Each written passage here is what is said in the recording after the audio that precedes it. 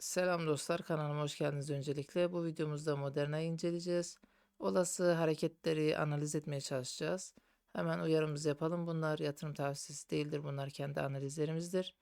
Ve artık incelemeye başlayalım. Şimdi daha önceki videolarda biz Moderna'nın daha erken bir zamanda olduğu, yani rally için erken olduğu, ancak böyle bir şirketin %95 fiyatın ucuzlamış olduğunu söylemiştik. Bundan dolayı biz buradan bir tepki hareketi beklentisiyle bir alım gerçekleştirdik ve buradaki alımlarımızı tutmayı devam edeceğiz. Peki geçmişteki videodan günümüze kadar neler gerçekleşti? Hemen bir inceleyelim ve şu anki durumu bir güncelleyelim. Şu an bir al sinyali var ama bu tabii ki bir zayıf, yani büyük zaman diliminde zayıf bir al sinyali. Hemen hareketli ortalamaları açtığımızda buradaki hareketli ortalama pivota çok uzak olduğunu fiyatın. Bu uzaklıktan dolayı biraz ya yatayda bir hareket yapacak ya da bir tepki hareketi yukarı doğru gelmek isteyeceğini düşünüyoruz. Hemen şöyle haftalıkta bakalım. Haftalıkta yine bir yakın bir kesişim ihtimali söz konusu ama onun dışında fiyat düştükten sonra şu bölgede hacimlenme söz konusu. Burada bir tepki hareketi gelme ihtimalini bizim için daha yüksek kılıyor.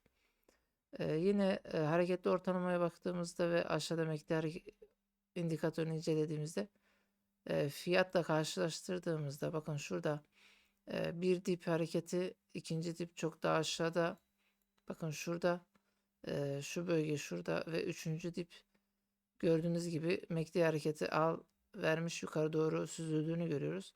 Fiyat buradan da iki basamak daha aşağı indiği halde MACD'nin hala kendini yukarı doğru attığını görüyoruz.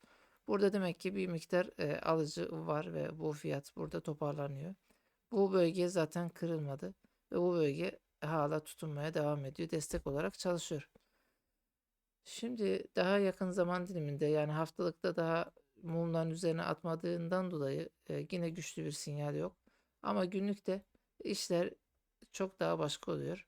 Burada bir 200 günlük hareketli ortalamaya birinci kez değdi, ikinci kez değdi ve üçüncü kez deyip kırma ihtimali söz konusu. Şu an pivotun üzerinde hareket etmeye başladı. Ve şimdi hareketli ortalamayı kaldırdığımda gördüğümüz, bakın şöyle, MACD mumların çok yakınında bir al verdi. Ve size daha önce bahsettiğim burada Wyckoff hareketi vardı. Buradaki akümülasyona çok benzer bir hareket. Şöyle bunu yan tarafa alacağım.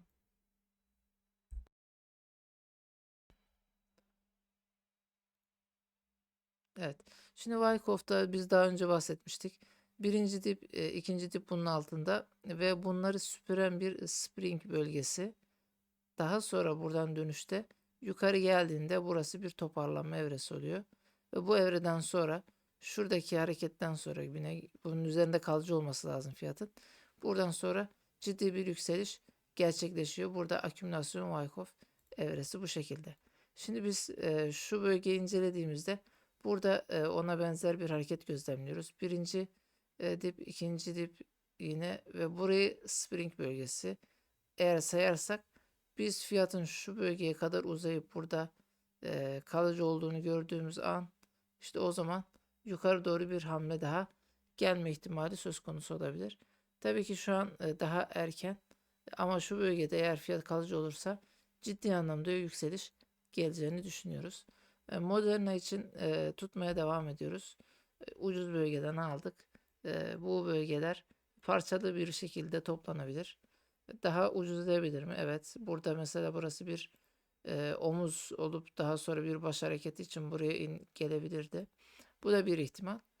Tabii ki bundan dolayı, bu ihtimallerden dolayı biz ve erken bir hareket satın aldığımız için burada biz parçalı alım tercih ediyoruz.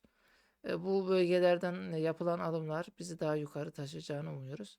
Ve eğer şu bölge geçilirse gerçekten %37'lik, eğer buradan alınırsa %60-70'lik bir kar getirisi sağlıyor. Zaten bu bölge ve şu üstteki bölge bizim için satış bölgeleri olduğunu daha önceki videolarda bahsetmiştim.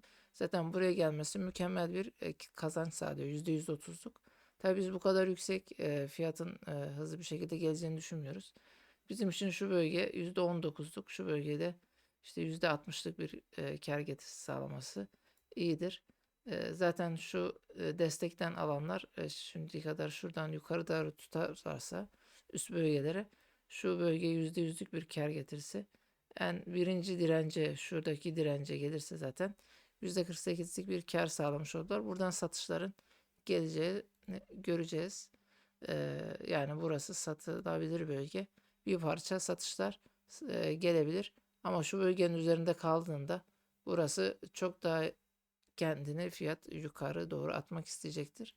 Bunlar tabii ki birer ihtimal. Bundan dolayı bu ihtimalleri düşünüyoruz ve yatırımlarımızı, parçalı alımlarımızı buna göre yapıyoruz. Umarım faydalı olur. Burada yine bir örnek olarak bu Wyckoff ve fiyat hareketlerinin bir benzerine oluştuğunu belirtmek isterim. Dileyenler tabii ki Wyckoff evrelerini daha detaylı bir şekilde araştırabilirler. Umarım sizler için faydalı olur. Sağlıcakla kalmanızı dilerim.